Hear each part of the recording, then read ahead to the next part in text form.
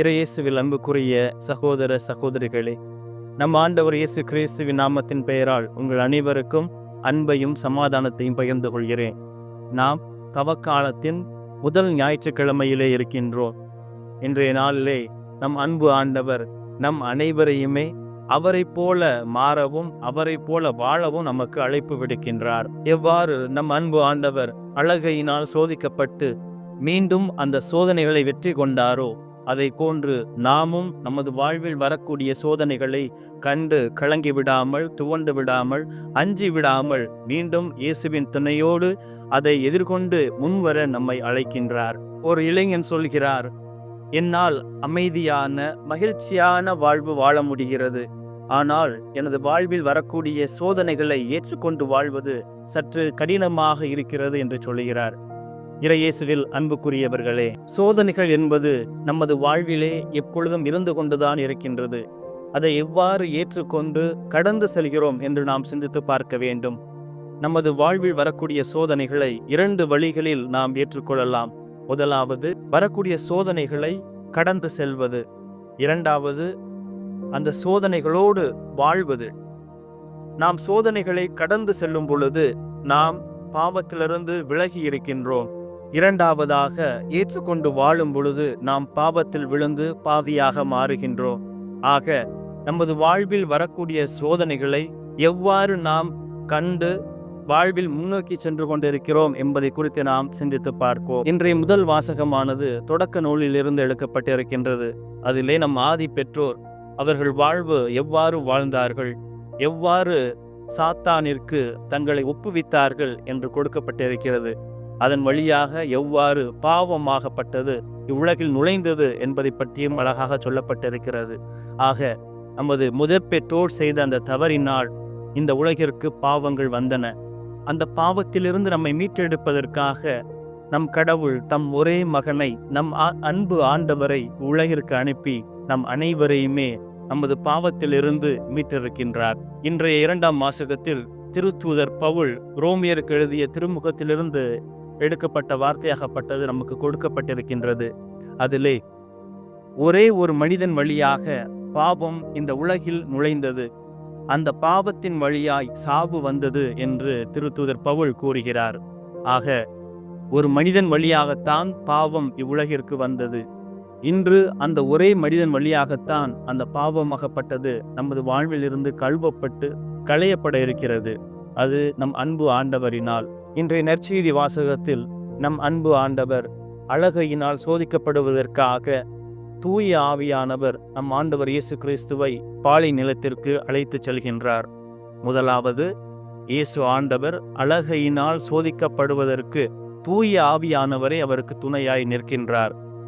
அடுத்தபடியாக அழகையின் சோதனை ஆரம்பமாகிறது. இந்நேரத்திலே நம் அன்பு ஆண்டவர் 40 நாட்கள் உண்ணா நோம்பிருந்து உடலினாலும் உள்ளத்தினாலும் சோர்வடைந்திருக்கிறார். ஆக இந்த நேரத்தில் அவரை எளிமையாக கவிழ்த்து விடலாம் என்று சாத்தானின் எண்ணம் இருக்கிறது. ஆனால் அவரது எண்ணத்தை எவ்வாறு நம் ஆண்டவர் இயேசு கிறிஸ்து தவிடுபொடியாக்கினார் என்பதை குறித்து பார்ப்போம். முதலாவதாக, உடல் ரீதியான தேவை. 40 நாட்கள் உண்ணாமல் குடிக்காமல் நோன்பு இருந்ததினால் நம் அன்பு ஆண்டவர் சோர்ந்து போயிருக்கிறார். அதனை கண்ட சாத்தான், நீர் பசியா இருக்கின்றீர் அல்லவா, நீரும் கடவுளின் மகன்தானே, இந்த கல்லை அப்பமாக மாற்றி உண் என்று ஆண்டவரையே கட்டளை பிறப்பிக்கிறது. அவரது உடல் வலிமையினை காண்பித்து அவரை தவறு செய்ய தூண்டுகிறது.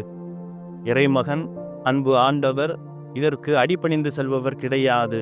எனவேதான் அதற்கு கேட்கும் கேள்விகளுக்கு அமைதியான முறையிலே பதிலளிக்கின்றார். அதாவது, மனிதன் அப்பத்தினால் மட்டும் உயிர் வாழ்வது கிடையாது, மாறாக கடவுளிடமிருந்து வரக்கூடிய ஒவ்வொரு வார்த்தையினாலும் உயிர் வாழ்கிறான் என்று அதற்கு பதில் மொழி கொடுக்கின்றார். அடுத்தபடியாக, அழகை ஆண்டவரை சோதிக்கும் நோக்குடன் கோவிலின் உயர்ந்த பகுதிக்கு அவரை அழைத்துச் சென்று, நீர் இறைமகன் என்றால் கீழே குதியும், கடவுள் தம் தூதருக்கு உம்மை குறித்து கட்டளையிடுவார், உமது கால் கல்லில் மோதாதபடி அவர்கள் தங்கள் கைகளில் உம்மை தாங்கிக் கொள்வார்கள் என்று மறைநூலில் எழுதியுள்ளது என்று அழகை அவரிடம் சொன்னது. இயேசு அதற்கு, உன் கடவுளாகிய ஆண்டவரை சோதிக்க வேண்டாம் எனவும் எழுதியுள்ளதே என்றார். இறையேசுவில் அன்புக்குரியவர்களே, அழகை தனக்கு கொடுக்கப்பட்ட அந்த சிறிது நேரத்திலே எவ்வாறெல்லாம் ஆண்டவரை கவிழ்த்துவிட வேண்டும் என்பதற்காக கேள்விகள் எழுப்புகிறது. ஆனால் அன்பு ஆண்டவர், உன் கடவுளை நீ சோதிக்காதே என்று அதற்கு நேரடியாகவே பதில் கொடுக்கின்றார். நாம் நமது துன்பமான துயரமான நேரங்களில் கடவுள் நம்மோடு துணை இருக்கிறார் என்பதை ஏற்று வாழ வேண்டும். நாமும் நமது இயலாமையினால் பல நேரங்களிலே நாம் கடவுள் இருக்கிறாரா, எனது துன்பத்தை கண்டு அவரும் மனம் இறங்கவில்லையே என்று அவரை குறித்து சில நேரங்களில் கேள்விகள் எழுப்புகிறோம். மாறாக நாம் அமைதியான உள்ளத்துடன் இயேசுவிற்காக, அவருடைய வருகைக்காக, அவரது நம் வாழ்வில் செய்யக்கூடிய அனைத்து முயற்சிகளுக்காகவும் காத்திருப்போம். நன்னாளில் அவர் நமக்கு அனைத்து தேவைகளையும் கொடுப்பார். அடுத்ததாக, மனிதன் சொத்திற்கும் பணத்திற்கும் அடிமையாகி கொண்டிருக்கிறான் என்பதன் ஒரு வெளிப்பாடாகத்தான் அழகையின் கேள்வியாகப்பட்டது இருக்கிறது.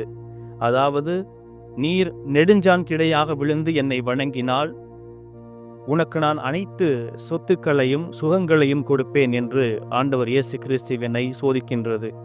ஆனால் நம் அன்பு ஆண்டவர் அது சொல்லக்கூடிய அழகை சொல்லக்கூடிய ஆசை வார்த்தைகளுக்கு இணங்காமல் இயேசு அதனை பார்த்து, அகன்று போ சாத்தானே, உன் கடவுளாகிய ஆண்டவரை வணங்கி அவர் ஒருவருக்கே பணி செய் என்றும் மறைநூலில் எழுதியுள்ளதே என்றார்.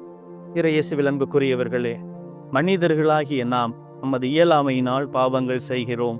அந்த பாவத்திற்கு அழகையின் தூண்டுதல் இருப்பினும் அந்த அழகையின் வசம் நாம் சிக்கிவிடாமல் நம்மை நாமே காத்து கொள்ள இறைவனிடம் தொடர்ந்து வேண்டுவோம். குறிப்பாக இந்த தவக்காலமானது நமது நிந்தனைகளை உணர்ந்து, நமது வாழ்வை உணர்ந்து, கடவுள் நமக்கு செய்திருக்கக்கூடிய அனைத்து நல்ல காரியங்களையும் உணர்ந்து, நமக்காக அனைத்தையும் செய்ய ஆண்டவருக்காக குறிப்பாக இந்த 40 நாட்கள் நம்மையே தகுதிப்படுத்தி அவரை போற்றும் வண்ணமாக நம்மை நாம் தகுதிப்படுத்திக் கொள்ளுவோம். புயலுக்கு பின் அமைதி என்று சொல்லுவார்கள்.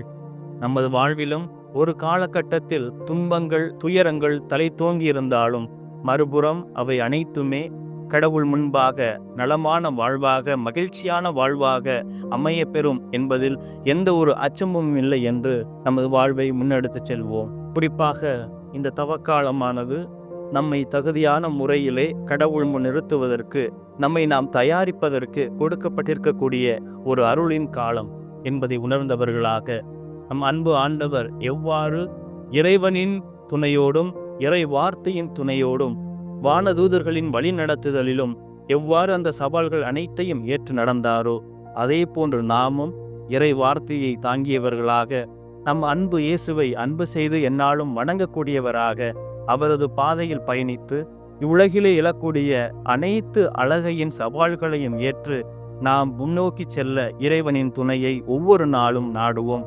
நம் அன்பு ஆண்டவர் நம் அனைவரையுமே நிறைவாக காத்து ஆசீர்வதித்து வழிநடத்துவாராக. ஆமென்.